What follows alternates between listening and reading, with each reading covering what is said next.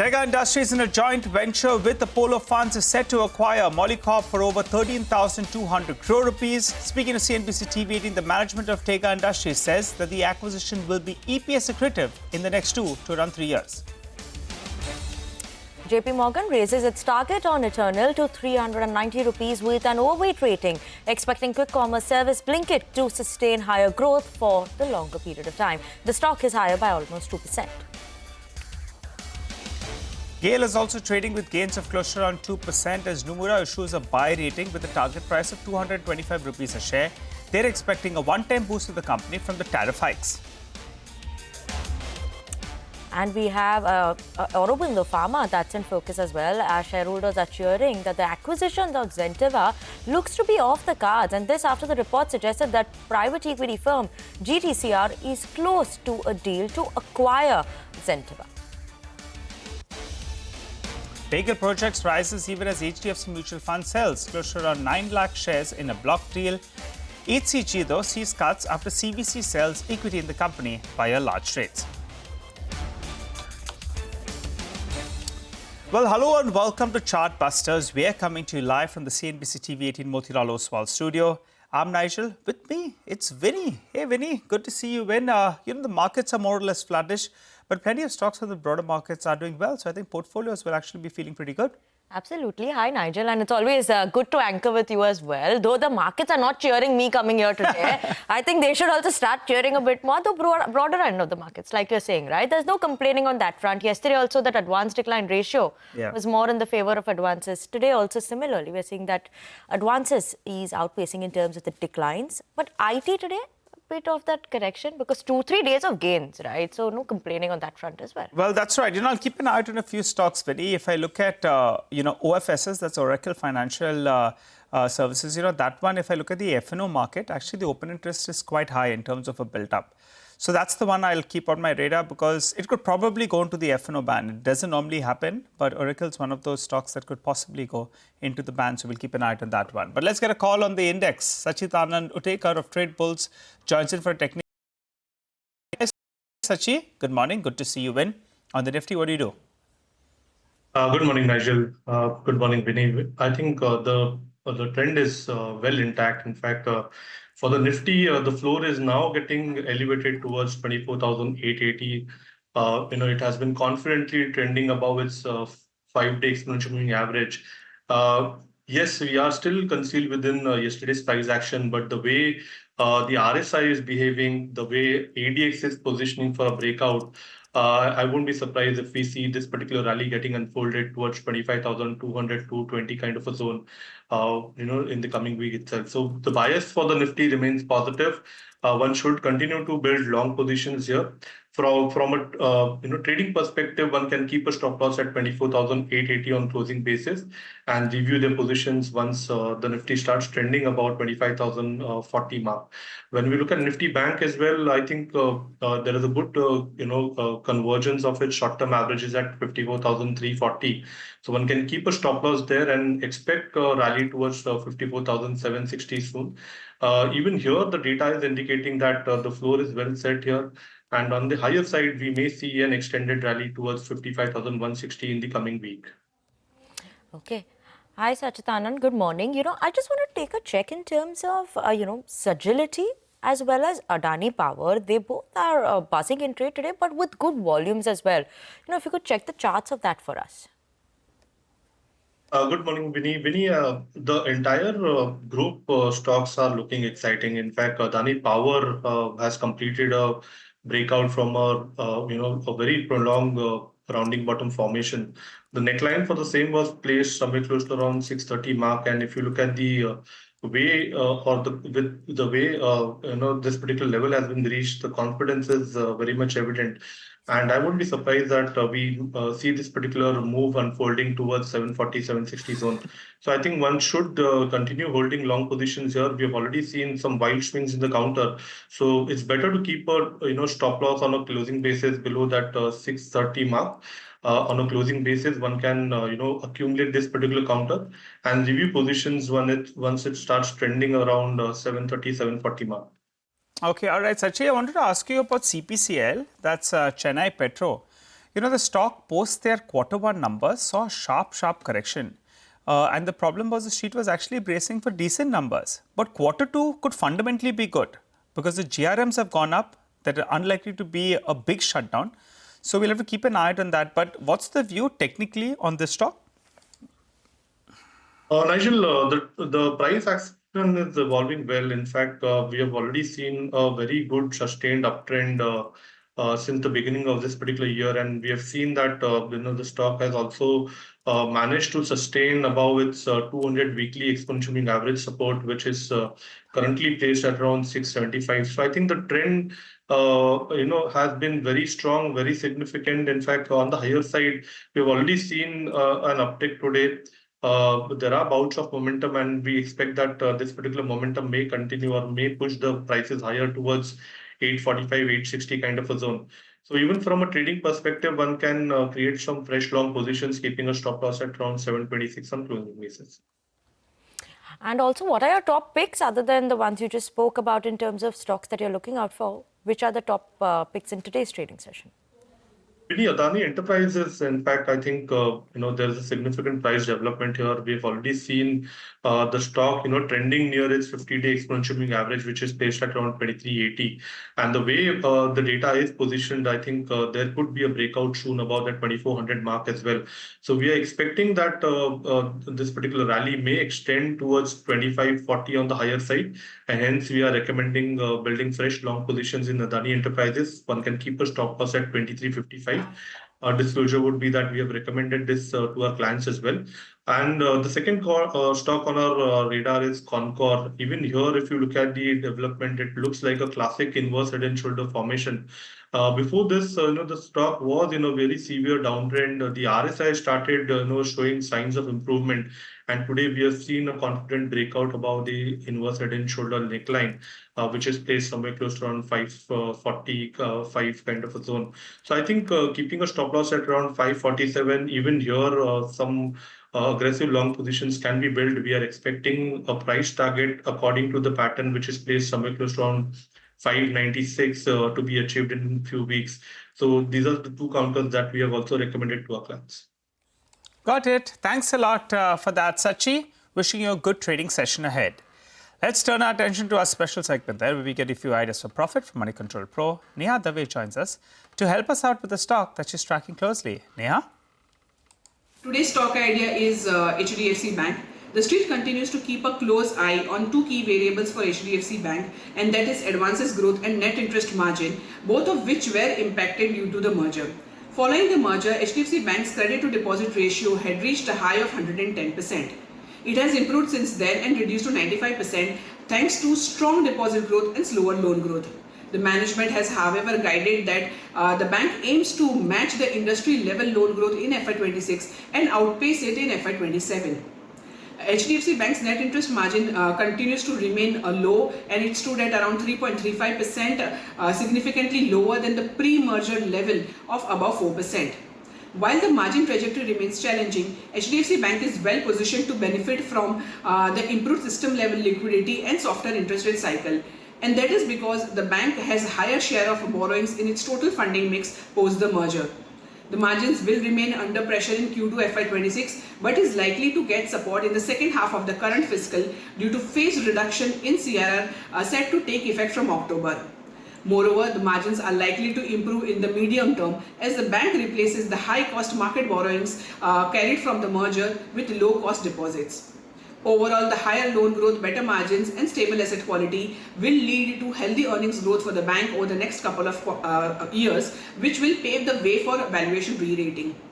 In terms of valuation, the stock is currently trading at 2 times core book value estimated for FY27 after adjusting the valuation of subsidiaries. The valuation is attractive given that the bank delivered return on asset of 1.9% and return on equity of 15% in Q1 FY26 despite the focus on balance sheet consolidation.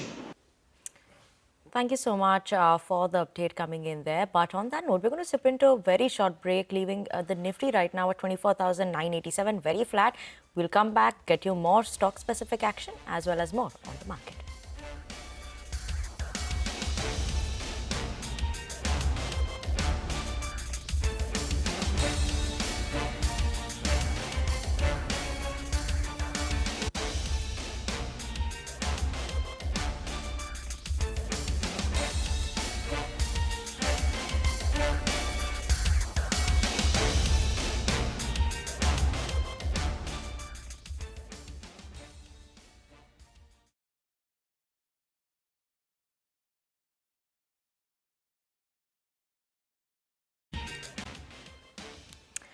Welcome back to Chartbusters on CNBC-TV18. You know, in the last 40-odd minutes, we've seen GMDC, Hind Copper, Chennai Petro and Nalco. All these have seen a bit of a run-up in that last 40 minutes, so keep an eye out on that. But apart from that, we're also watching out for Aurobindo Pharma. That's buzzing in trade.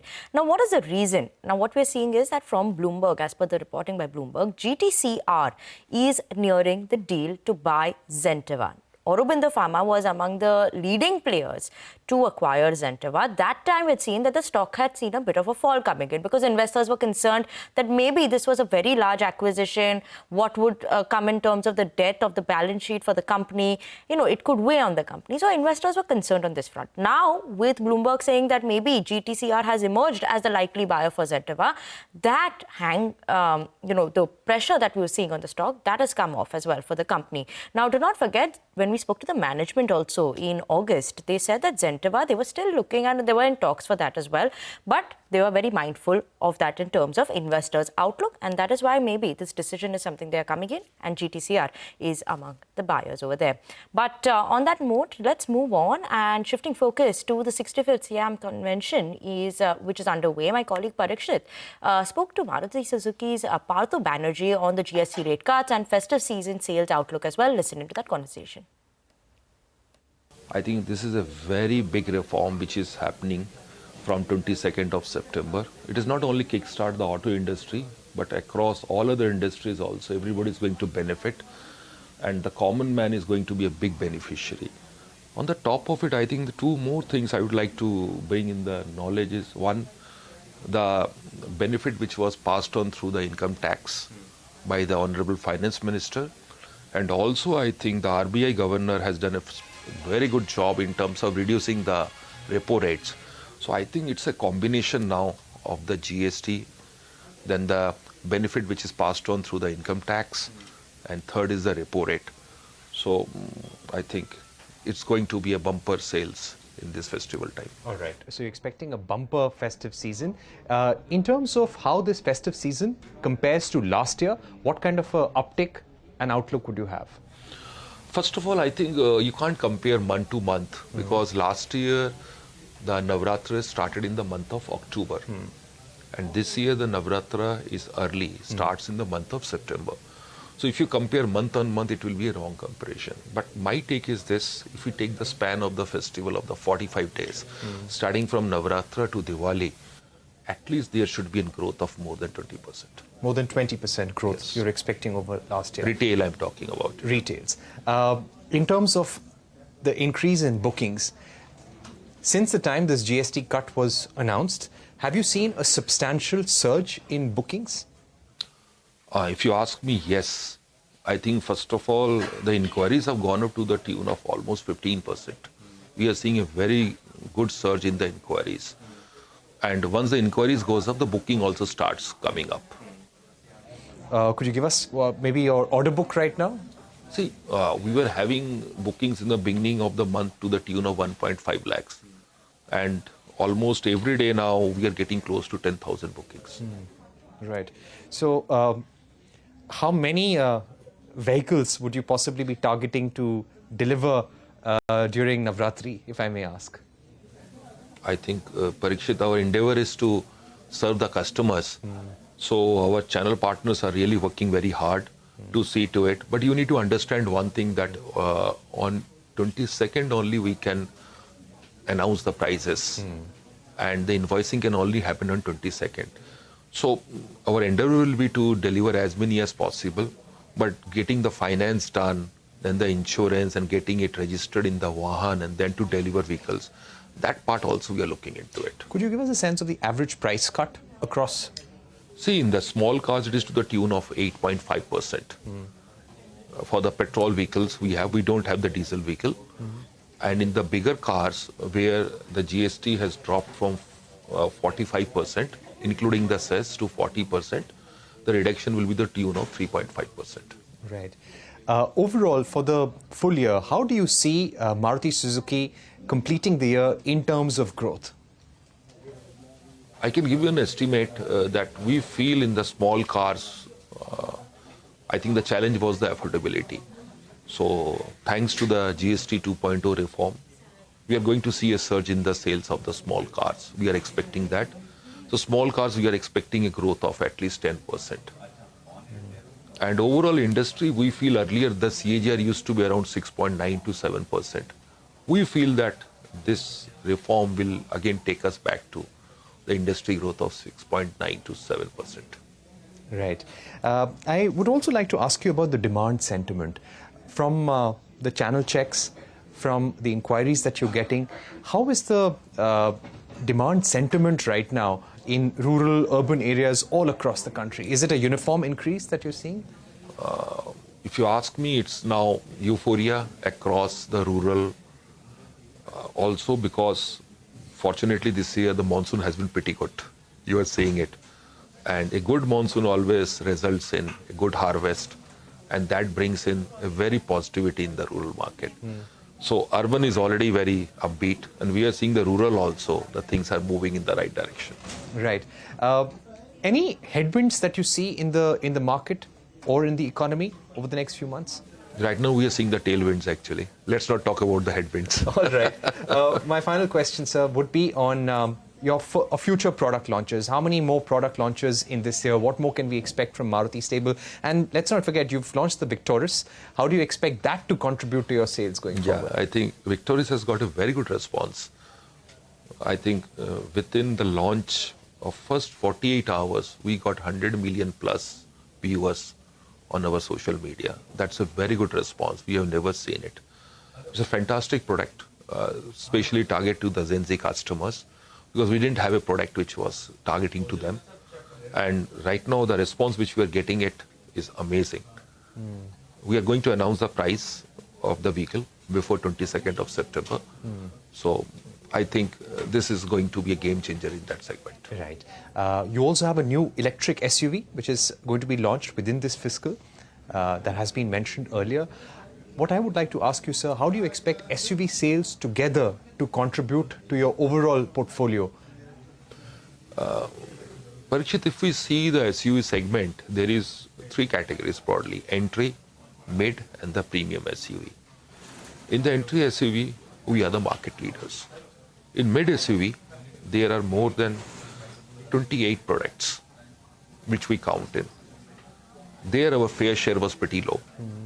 And through this Victoris, we are trying to cater to a segment of customer to whom earlier we were not addressing it. So we are very hopeful that this is going to really be giving us good numbers in the mid SUV segment. Okay. And any final timeline that you can give us for your remaining launches of the year? You're talking about the e-Vitara? E-Vitara. Actually, we don't want to just launch a product actually in terms of electric vehicles. Our commitment is to launch an ecosystem for the electric vehicles. And we are working on it. We are putting up the fast chargers at our dealerships so that the customer, the pain points of the customers, we address it. And then only we launch the product. But it'll be within this fiscal itself. Yes. Right. One more question, if I may add, and that is about the cost differential between EV and ICE going down. And hybrids will now have a uniform rate along with other ICE vehicles, either in the small car segment or in the large car segment. How do you see this changing the market? Yes, in the hybrid vehicles, I think right now they are at par with the diesel vehicles and the petrol vehicles. But we as a company feel, being a market leader, we need to be technologically agnostic. We need to serve to all set of customers. And hybrid, there is a huge advantage today because still when we did a research with the Indian consumers pertaining to the electric vehicle, the Indian consumer has a concern with regard to the infrastructure of charging. So the hybrid is the best solution for that. Well, the management of Maruti Suzuki is sounding extremely optimistic about the way ahead. GST 2.0 is going to be bringing back demand. They're talking about their new launch as well, Victoris, that could kickstart the demand for that mid-level segment. And the overall commentary was quite optimistic. Slip into a short break, come back. We'll focus on the markets and individual stocks. Don't go anywhere.